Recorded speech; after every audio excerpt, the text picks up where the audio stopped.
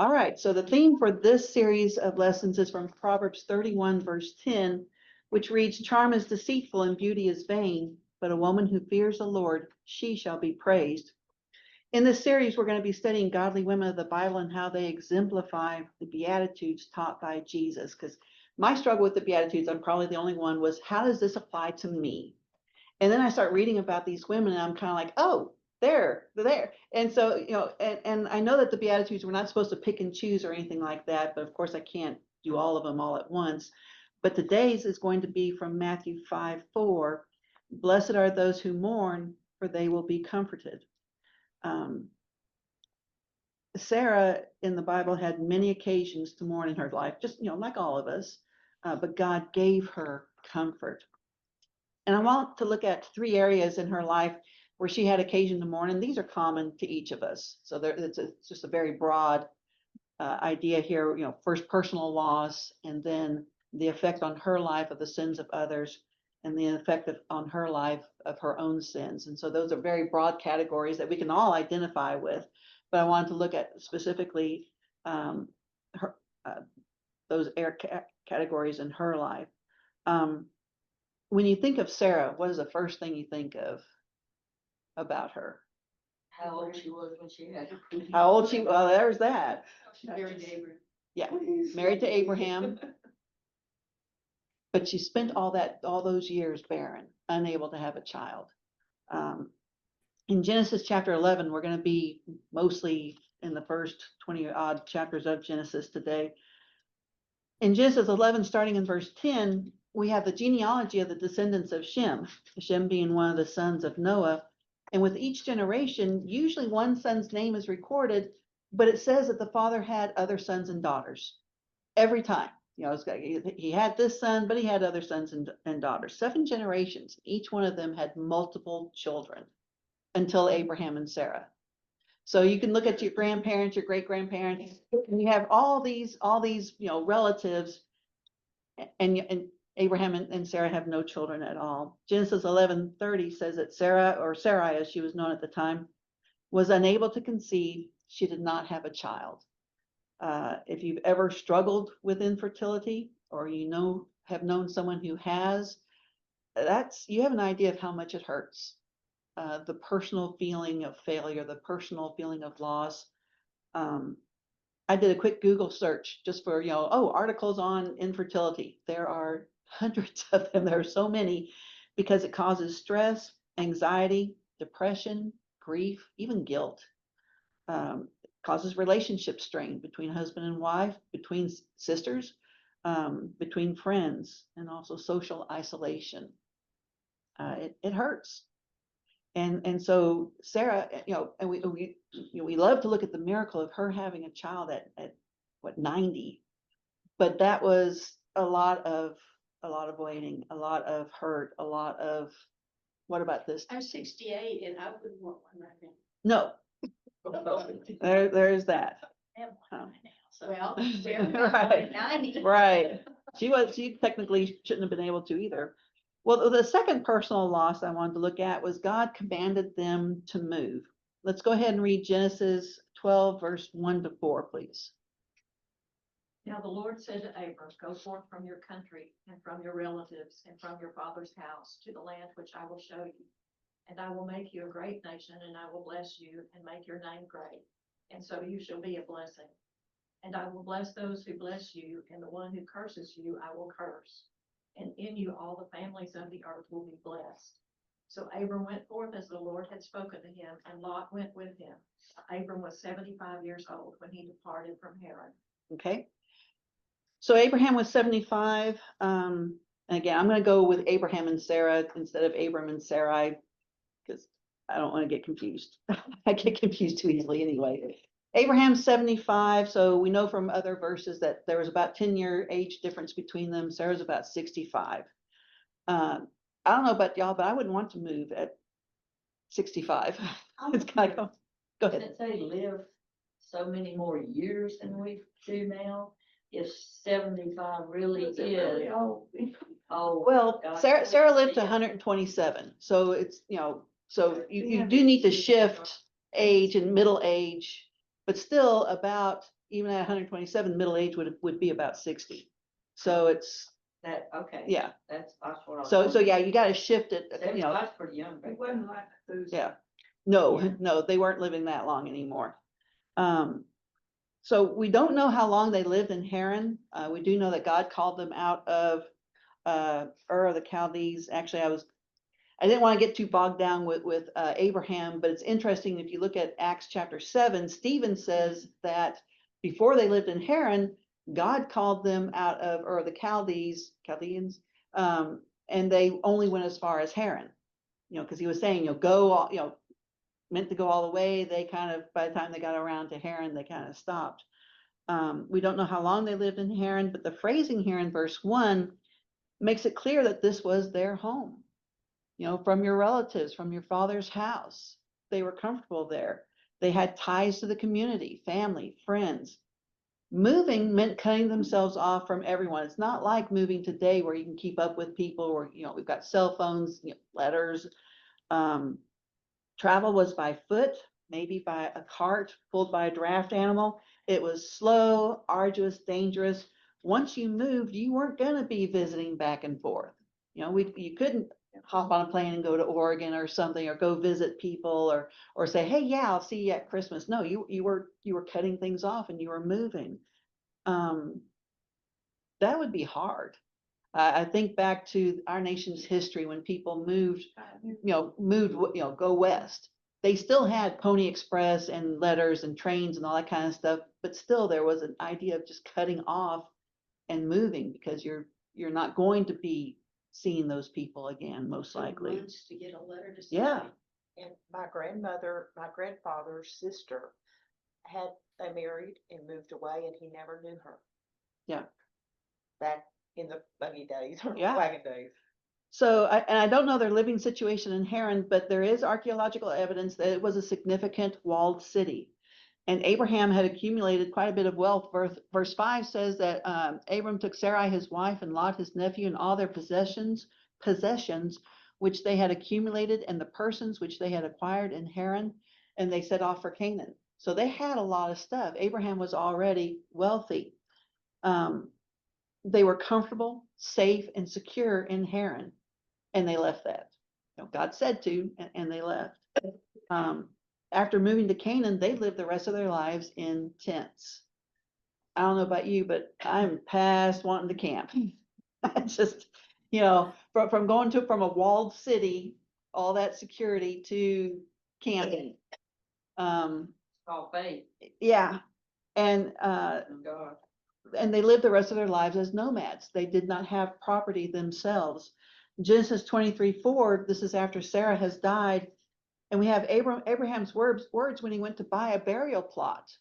He had no land, and he had to go and buy a burial plot. And he says, and he's lived in Canaan about 60 years at this point. And in Genesis 23:4, he says, I am a stranger and a foreign resident among you. They did not have a permanent home again. I can't imagine that. That's just, I don't want to camp the rest of my life. But again, so there's a loss there. And of course, certainly there would have been other personal losses for Sarah to mourn, but I just kind of wanted to get an idea of, there are hurts. We all have hurts, things that we lose, people that we lose, things that we lose that are important to us. And, you know, those kinds of losses hurt, and we mourn those things. Any other thoughts before we get into the second reason? People that are from Texas, they don't believe kids. And They don't if you do, you try to get understand back what pretty you're fast. Yeah. I did leave, but I worked on getting back.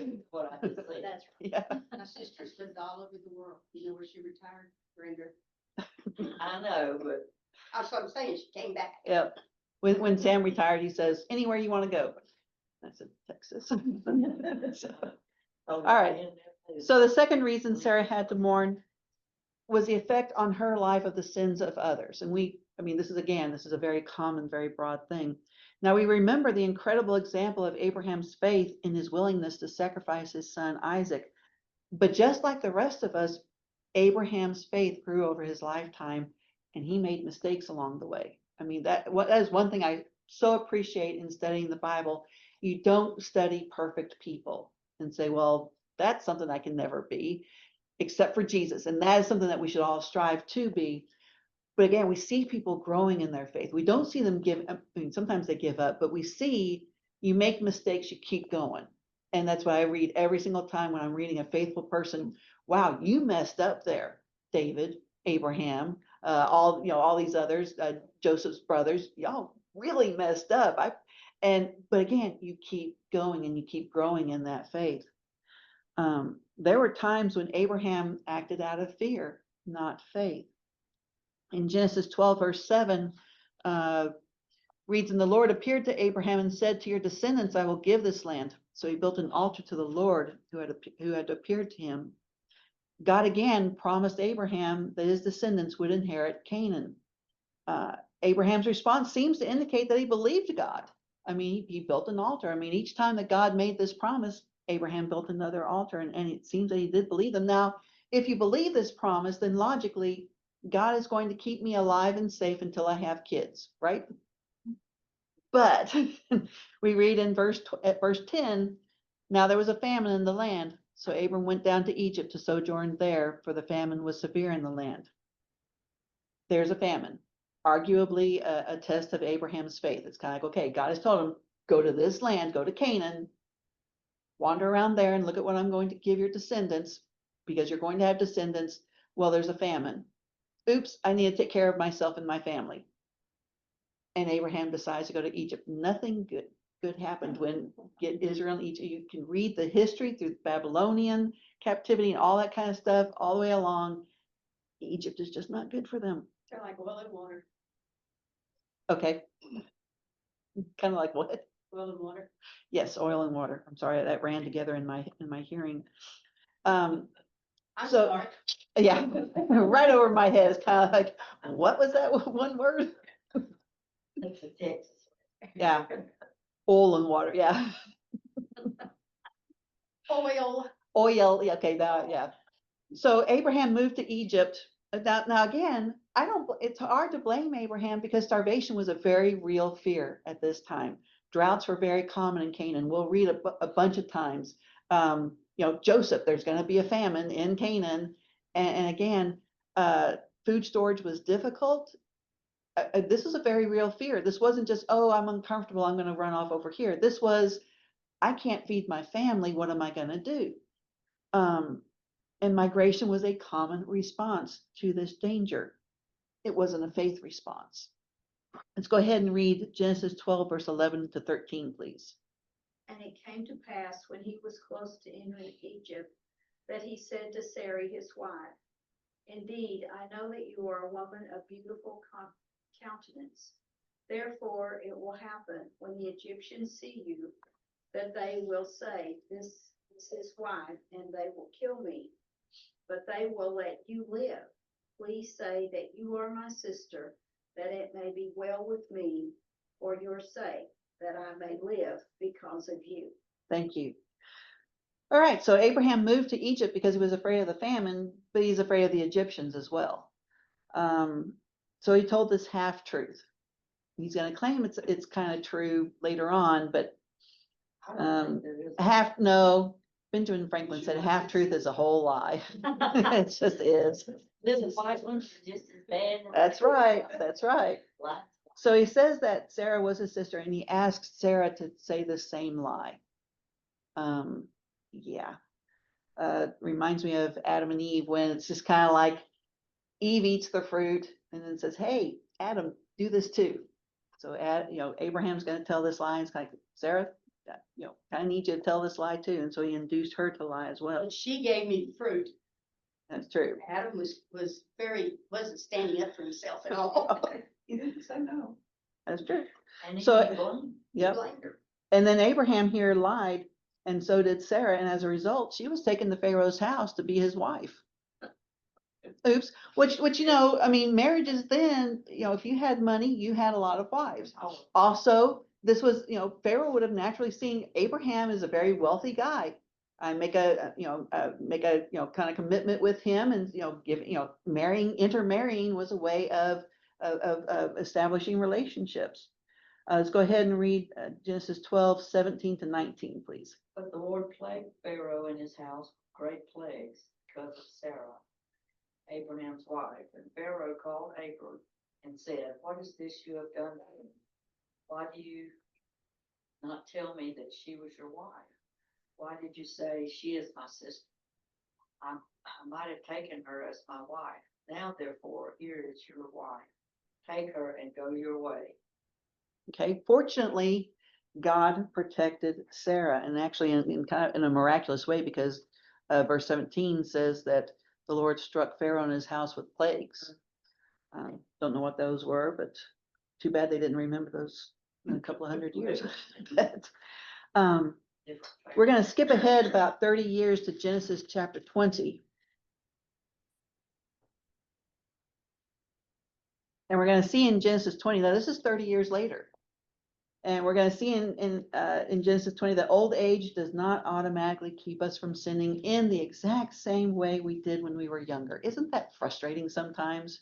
It's kind of like, why am I still struggling with this? I've worked on this. And it pops up again. It's kind of like, really? But again, that's a very common struggle. That doesn't excuse us, but it is a common struggle. And we're going to see the same thing 30 years later. Let's go ahead and read Genesis 20, verse 2 and 3, please. Abram said of Sarah his wife, she is my sister. So Abimelech had Gerar sent and took Sarah. But God came to Abimelech in a dream of the night and said to him, behold, you are a dead man because of the woman you have taken, for she is married. Okay, we don't have time to go into all the things. This is a great story, but it's the same half truth. It's the same deceit, and Sarah is put in the same terrible position because again, Abraham is even more wealthy 30 years on, and Abimelech is kind of like, well, yeah, this would be an honor for Abraham to, to marry, to have someone marry and to, have a marriage relationship here. Let's go ahead and read Genesis 9 or 20 verses 9-10, please. And Abimelech called Abraham and said to him, what have you done to us? How have I offended you that you have brought on me and on my kingdom a great sin? You have done deeds to me that ought not to be done. Then Abimelech said to Abraham, what did you have in view that you have done this thing? Okay, so Abraham gets confronted with his lie again. I mean, by a pagan king, and he's kind of like, why'd you lie to me? I mean, when you hear Sam says, people do things they ought not to be doing, that's, and he tells him, it's kind of like, what are you doing, lying like this to me about this? And Abraham comes up with all kinds of excuses, normal excuses. Verse 11, he says, well, you people don't fear God, so I thought you'd kill me because of my wife. So he blames them first. And verse 12, she's my half sister, so technically I told the truth. And so, so it's kind of like, well, I really, first he blames them, then it's like, well, I really didn't lie. If you look at it this particular way through this kind of lens and from my point of view.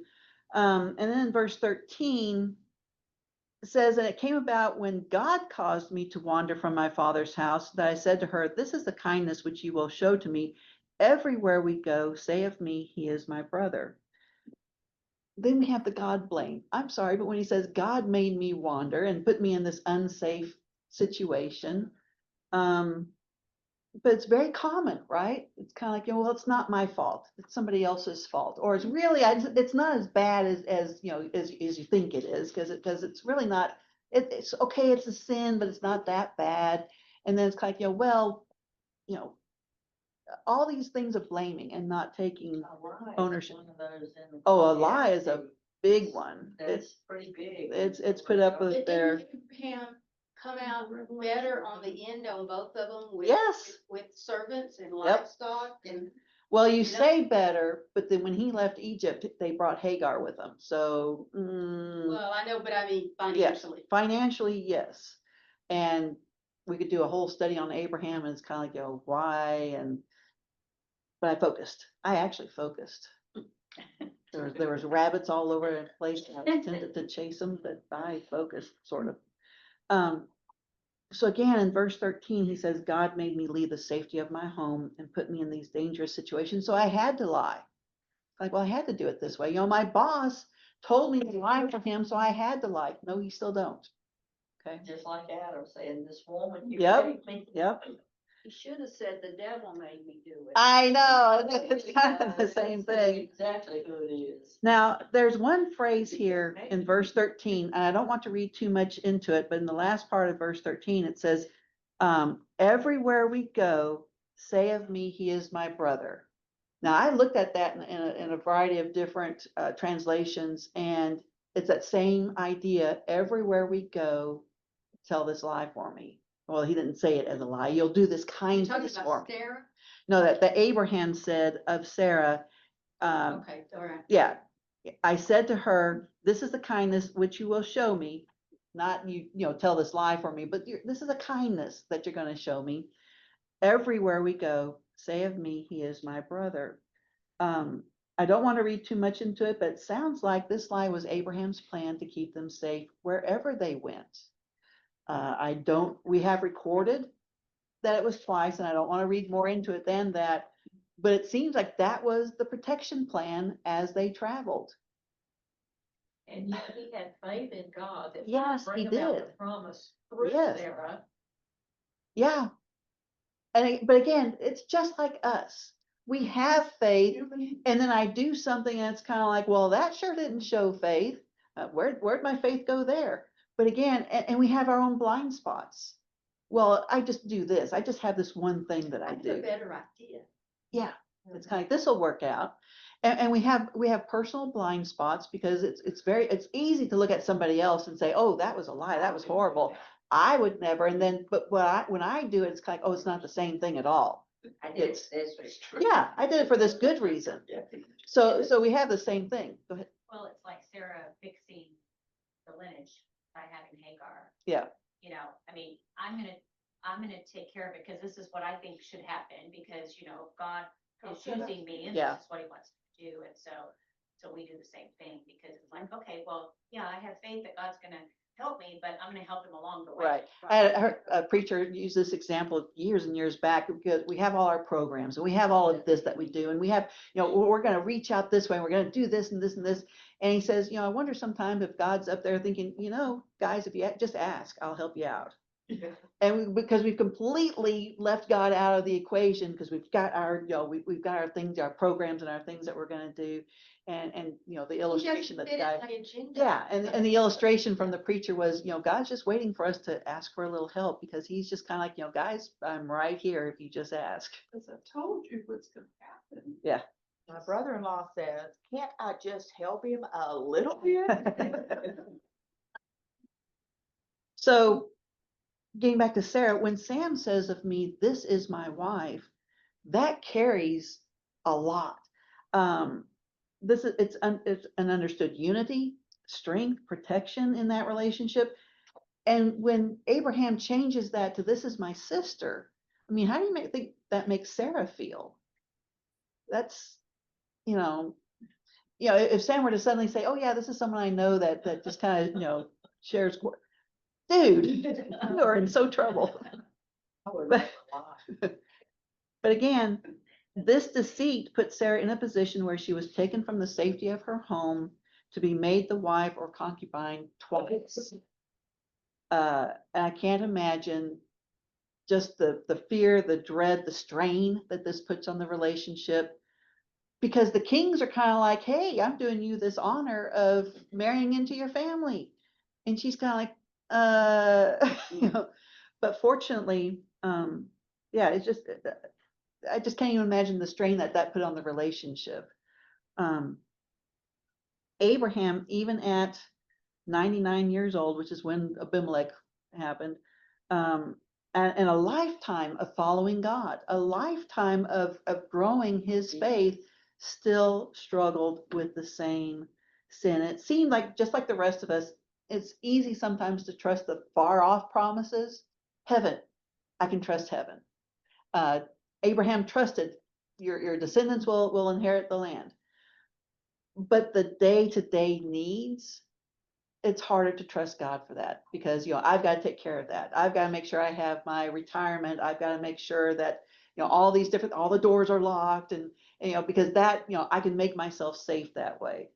And yet, and so, I find myself falling into the same trap as Abraham, trusting in those far off promises. But right now, today, how am I going to protect my daughter, which I literally cannot protect her? And I have to rely on God to protect her. But that's so hard to let go of that But God idea. doesn't want us to be stupid. Oh, of course not. He No. wants us to take action. Yes. That's what I was gonna say. Yes. We have to do. But not this action, not the lie. No, not that Anyway. to be a lie. But I also think that, God has his time frame, Hmm. and we want to see results today. Mhm. We don't want to wait Yes. for 2 weeks. Oh, or 2 absolutely. months, or We next have no year. patience. We want it to happen now, and that's Especially our if you don't problem. have a date. Hmm. Right, You know, I mean, it's and we just- don't know. I mean, we know he's going to bless us, he's gonna Yeah. do those things, but when and where. and It how. hurts right now. Yeah, And that's where we get back to that verse, blessed are those who mourn, for they will be comforted. Right. That is available to us now, and I'm getting ahead of myself, but Abraham's lie here caused problems, stress, and hurt for Sarah in ways that I can't imagine. It just, Because he was selfish in protecting himself. yeah. And he thought, I have to protect me, even though God had made promises. And it's a natural response, but it's not a faith response. And Abraham grew and continued to grow in that faith response. I mean, all his life, he worked on growing his faith. We never get to a point where we just can say, okay, I've reached the end, until we actually reach the end. I've heard it often that as long as there is breath, there is hope. So as long as someone has breath in their body, there is hope that they will respond to God. Well, the opposite is true too. As long as there is breath, the devil has hope. And he has opportunity as long as there is breath. But Abraham continued to grow in his faith. And in fact, we know that Paul wrote of him in Galatians 3:7 that we are to recognize that it is those who are of faith who are sons of Abraham. Abraham, all his life, continued to grow that faith. And when he struggled, he got right back up again. Go ahead. Like with Paul, saying that was the struggle he had within himself, Mhm. always. Yeah. So it'll never go away. Right. You We're get always gonna better. Struggle, because we are human. Yeah. And we are to get better and get closer to that goal Grow in of love being, toward yeah, God. absolutely. Any other comments on mourning because of the consequences of other people's sin in her life? And we're going to jump into, she had reason to mourn the consequences of her own sin. Let's go back to Genesis chapter 16, when Abraham is about 85 years old. Go ahead and read Genesis 16 verses 1-4, please.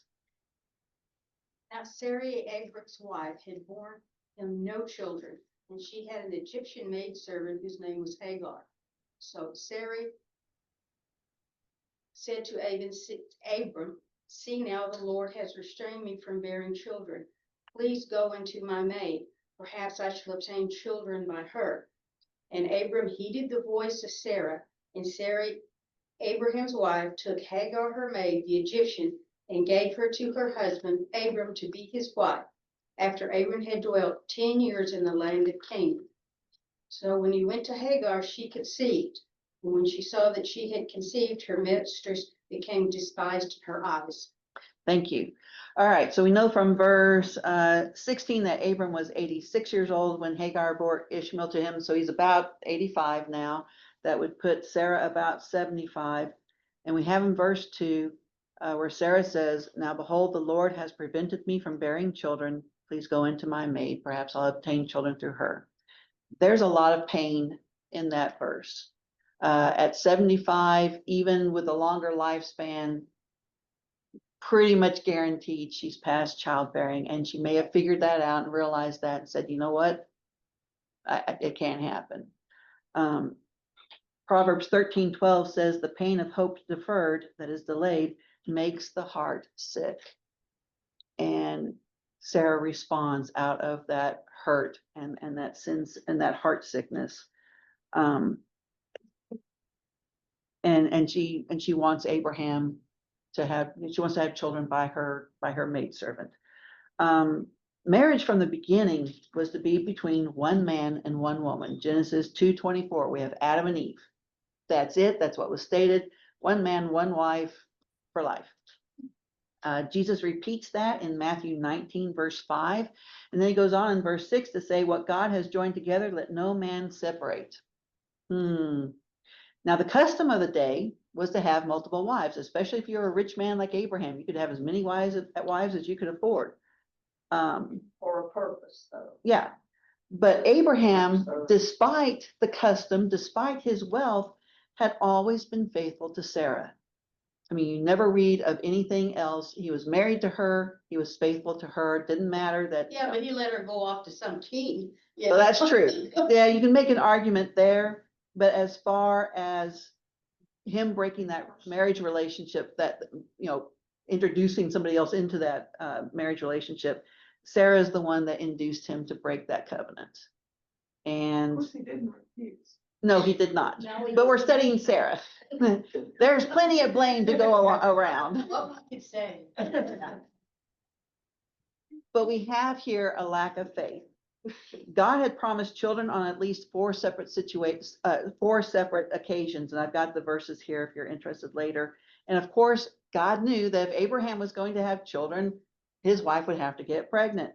But at 75 years old, even with that longer lifespan, it's probably pretty sure that she was To postmenopausal. help the Lord. Yeah.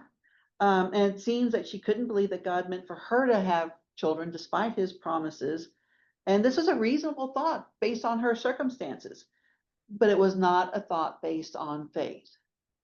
And also, according to the custom of the day, it was perfectly acceptable for a wife to claim children through her maidservant. We're going to see that in a couple of generations with Jacob. And so it may have seemed like a good plan in the everybody's doing it mindset. It's kind of like everybody does it this way.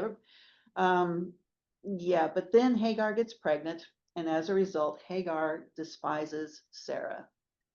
And She wrote it in. I don't know how that came out, but it was pretty obvious and very upsetting to the point that in verse 5, it causes conflict between Sarah and Abraham because Sarah blames Abraham for her troubles now. Oh yeah, it's kind of like, may the wrong done to me be upon you. I gave my maid into your arms, but when she saw that she had conceived, I was despised in her sight. May the Lord judge between you and me. She's upset for all kinds of reasons that she brought on. And in verse 6, Abraham just kind of, do whatever you want. I don't want to be part of this. It's just a big mess, okay? But there, talk about disharmony into the house and just, how sin affects relationships. And so Sarah, she got exactly what she wanted. Hagar got pregnant. She got exactly what she wanted, and it made her miserable because it was not in accordance with God's plan. Throughout Sarah's life, any other comments on? I know we could talk a long time about all of this, but I am trying to focus a little bit on Sarah's causes to mourn in her life and how they relate to us and how they are similar to I'm ours. trying to keep us on track and it's hard. I am, whipping a chair, man. But anyway, and pronouncing oil. From Texas. I know, I should hear oil. In fact, I think I say it usually. But throughout From the whole country. yeah, that's true. Throughout Sarah's life, she had cause to mourn because of her circumstances, because of other people's sin, specifically Abraham's sin, and because of her own sin. That's just like us, right? Same three reasons that we mourn. But God comforted her. And that's amazing when we read about that. First, he miraculously protected her from the consequences of their sin twice. I mean, you're taken as a bride into someone's house and they're struck with plagues. or they hear God in the middle of the night saying, you're a dead man. I mean, he miraculously protected her. And that's a comfort right there. That should have been, hey, God is actually protecting us. But anyway, and then he gave her a child. Let's go ahead and read Genesis 21, verse 5 to 7, please. Now Abraham was 100 years old when his son Isaac was born to him, and Sarah said, God hath made me laugh, and all who hear will laugh with me. She also said, who would have said to Abraham that Sarah would nurse children, for I have borne him a son in his old age. And the joy that we hear there. I mean, just the comfort, the joy. God really did do what he said he was going to do. And just her, at 90 years old, after wanting a child for so long, she's holding her own baby. And that's just, it just gives you chills that God gave her comfort, just like he promised. Yeah. Okay, at 90, I would be questioning that, but again, this is what she still wanted. And she lived to 127, so she still had, a long time with him. She'd have lived older, she hadn't had him. Well, be nice. All right, any comments on the text here? Before we move on. I like the way she talks about him. She says, for I have borne him a son Yeah. in his old It age. seems What like about they're- her? She was pretty Yeah, old. it seems like their relationship though was that it worked on patching up. It does. I mean, I look at their marriage relationship and I say, that's a good relationship. When you read about her faithfulness in Hebrews chapter 11, there's a good relationship there. And when there was a hiccup in their relationship, it took a lot and it was a big blow up. But it does seem that they continue in that good relationship. These are all this, that God comforted Hagar. He Yeah. comforted Sarah. Yep. He comforted, I mean, he was Yeah. always comforting them. He knew they were human. Mm-hmm. It's like that. And now we're gonna, that segues real well into, for us, we all mourn for the same basic reasons. Our circumstances, someone else has sinned and that has hurt us, or we have suffered the consequences of our own sins. The same Usually basic, stuff like yeah. that. But Matthew 5:4 says, blessed are those who mourn, for they will be comforted. And that idea of the blessing, when Jesus is using that word, and we'll get into this in another study, but the word he uses there was a specific Greek word that wasn't generally used when talking about people being blessed. If someone were to say, hey, have a blessed day, that's not the word that they're using. He's using a different word, and I'm going to study a bit more into that. But what Jesus did in these Beatitudes was radically define who is truly blessed by God. I mean, this is not just a feeling of happy, because some versions say happy. I don't like that kind of thought, because happy to me relies on my circumstances. It's how I feel at a particular time. And this is not merely a feeling, but it's an objective reality, objective reality that we are blessed. I like the difference in joy and. Yes, absolutely. Because again, when Jesus says, blessed are those who mourn, for they will be comforted, it doesn't say, well, maybe, or anything like that. It's an absolute. If you're trying to be like God, because when Jesus, concludes chapter 5, he says, therefore you'll be like God, you'll be perfect like God. So if we can do all these things, and that's the goal, is to have these attitudes and to have all of them. But God wants to bless us when we're hurting. We're his children. He wants to bless us. He wants to comfort us. Because I know that God keeps every promise, I know that God will comfort us in heaven. Okay, that's again that promise in the future. That's going. Okay, I can believe that. Sometimes I have more confidence in that one than in the right now. Revelation 21:4 says that in heaven he will wipe away every tear from their eyes, and there will no longer be any death. There will no longer be any mourning or crying or pain. The first things have passed away. So that being far off, sometimes for me is easier to have confidence in. But God has also promised us comfort right now. I mean, when we're hurting, when we're struggling, when I have messed up again, when somebody else has done something and it has affected me, or my circumstances are just, there's issues there right now. I want to read 2 Corinthians 1, verse 3-5. says, "Blessed be the God and Father of our Lord Jesus Christ, the Father of mercies and God of all comfort, who comforts us in all our affliction." So that's right now, because that's when we have affliction, is right now. So that, okay, well, there's a purpose, okay, so that we will be able to comfort those who are in any affliction with the comfort with which we ourselves are comforted by God. We don't just get it, we don't just receive it, we give it as well. For just as the sufferings of Christ are ours in abundance, so also our comfort is abundant through Christ. So not only do we have the comfort of the promises that are to come, we have the comfort right now, we have the comfort of each other, we're to use the comfort that we feel, we have the comfort of reading the word, we have all kinds of comfort. And yet sometimes I'm just going to wallow in my hurt anyway. And sometimes it's hard to receive that comfort. It's hard to trust in that comfort. It may just be me, but Yeah, we all sometimes, have our pity party days. yeah. But again, God is still always there saying, I'm just right here, ready to comfort you. I can't tell you how many times that I've been struggling with something and I fall asleep praying, because it's like falling asleep in the arms of God. And again, that comfort right now that God gives us for a purpose to comfort each other, because we all struggle, we all hurt, we all go through these trials. But we have to remember, we're gonna have problems. Oh, We're yeah. gonna have Absolutely. terrible situations. We don't know what's in the future. Mhm.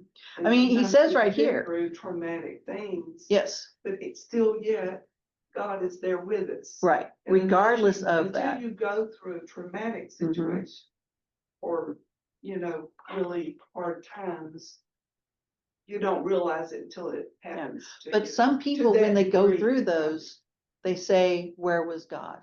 And they turn away. Yeah. I've seen that too, because again, they can't see the comfort, they just see the They hurt. blame God. Yeah. That's- And if you can't see the that's comfort, sad. then you just see the hurt, then you just see, why did God allow this? And I've seen people just walk right out of the church building because of that and not come back. Never did. But Paul says, just as the sufferings of Christ are ours in abundance, he doesn't deny. He says, yeah, we've got plenty of hurts. They're just all over the place. They happen throughout our lives. But he says, so also our comfort is abundant in Christ. We have something in Christ that is just not available to anybody else that is outside of Christ. And when I look at people hurting and they don't have Christ, then it's kind of like, how do you survive that? Because I can't imagine surviving hurts that have come along in my life without God. It's just, sometimes you think, oh, I am all by myself, but we aren't. We never are. It's just amazing the comfort that God gives us right now. Any other? Sometimes he may put these things that are out of our control, these situations to make us more. Yeah, to grow our faith. Yeah. To restore our faith in, Mhm. in ourselves and him. Yeah. Well, we need that faith to grow so that when we see somebody else hurting, we can comfort them. Yeah. Any other thoughts before we finish up here? I have one more verse I wanted to read. Anybody else? Okay. I want to finish with Isaiah 51. I'm going to start in verse 1, where Isaiah is writing, and God says, "Listen to me, you who pursue righteousness, you who seek the Lord. Look to Abraham your father, and to Sarah who bore you. For he was but one when I called him, that I might bless him and multiply him. For the Lord comforts Zion. I, even I, am he who comforts you." Thank you so much for your time and for your comments this morning. Thank you for a good lesson.